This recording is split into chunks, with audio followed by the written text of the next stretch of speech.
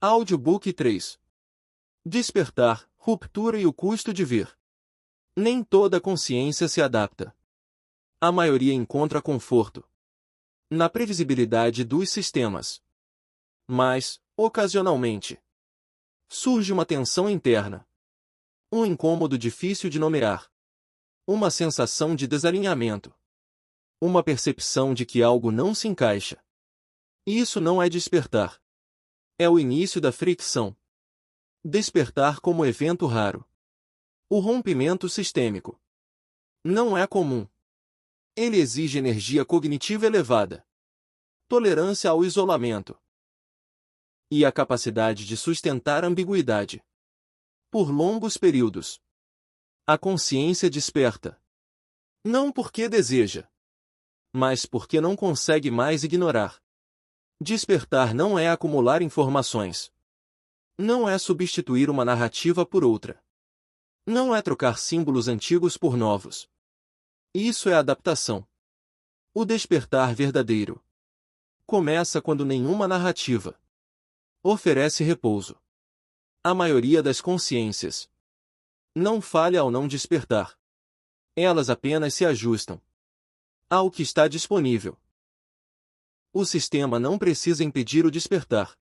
Ele sabe que poucos sustentam o custo envolvido. Ruptura interna. A ruptura não acontece fora. Ela acontece dentro. Expectativas entram em conflito. Padrões perdem coerência.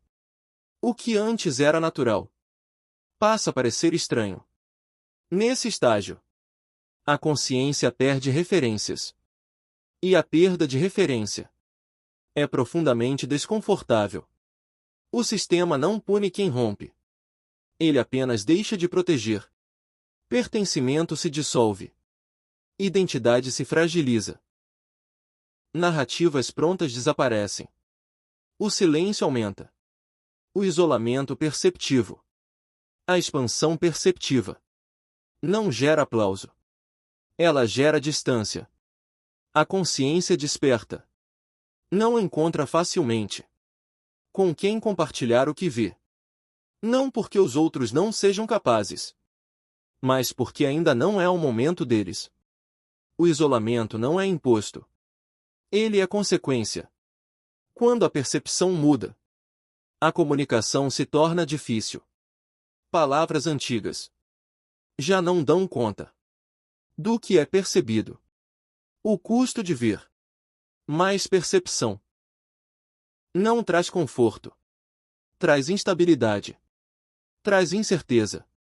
Traz ausência de garantias. Por isso, o despertar não se espalha. Ele não é contagioso. Ele não é sedutor. Ele é exigente. Neste ponto, o volume 20 muda de tom. Porque agora não estamos mais observando sistemas externos. Estamos observando o impacto interno de percebê-los. No próximo movimento, entraremos no terreno onde nem toda expansão é ruptura. Algumas apenas mudam de forma. Falsos despertares e simulações de ruptura. Nem toda expansão perceptiva rompe sistemas. Algumas apenas mudam de aparência. O falso despertar não é mentira. Ele é substituição. Uma narrativa é trocada por outra. Um símbolo é abandonado para que outro ocupe o lugar. A sensação de liberdade surge, mas a estrutura permanece. O falso despertar é confortável. Ele oferece linguagem nova, estética diferente, sensação de avanço, mas preserva algo essencial: a dependência. A consciência continua buscando respostas prontas, pertencimento imediato, sentido externo. A prisão muda de formato, mas continua sendo habitável.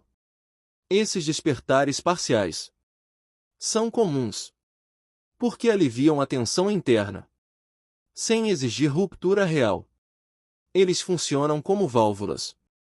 A insatisfação encontra expressão. A crítica encontra espaço. Mas o eixo central não é tocado. A simulação da oposição. Sistemas antigos aprendem a simular resistência. Não como conspiração, mas como adaptação funcional. Movimentos que aparentam ruptura passam a existir dentro de limites seguros.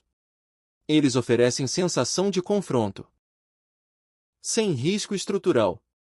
A consciência sente que escolheu, que saiu do padrão, que rompeu, mas apenas mudou para outra zona, igualmente mapeada. A energia da ruptura é absorvida e redistribuída.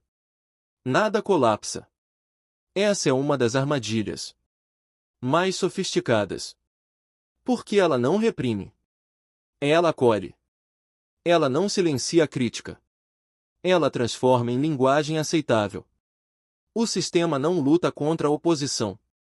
Ele a integra. Conforto versus exposição. O falso despertar protege. Ele oferece comunidade, identidade e sentido imediato.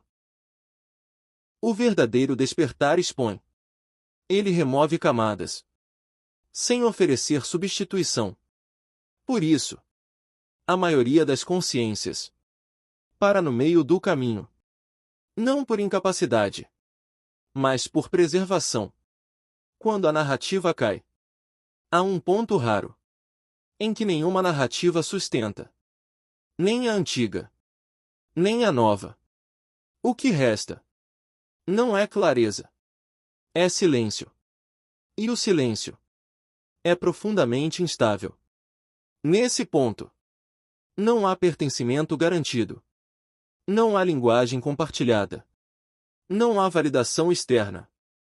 A consciência fica só com a própria percepção. O sistema não impede. Sistemas eficientes não precisam impedir. Esse ponto, eles sabem que poucos sustentam. A ausência de forma. O colapso narrativo não é desejado pela maioria. Ele exige presença constante, autonomia perceptiva e tolerância ao não saber.